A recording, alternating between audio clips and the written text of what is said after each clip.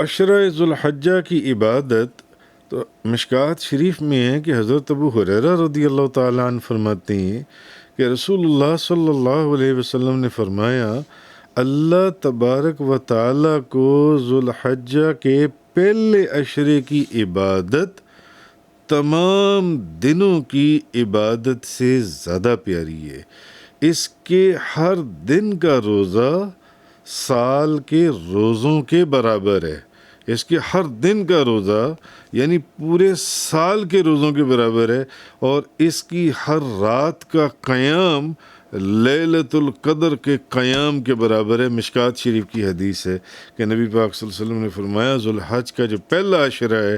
اس کی عبادت جون سی ہے یہ اللہ کو بہت پیاری ہے کہ اس کے ہر روز، اس کے ایک دن کا روزہ پورے سال کے روزوں کے برابر، اور اس کی ہر رات کا قیام لیلۃ القدر کے قیام کے برابر ہے۔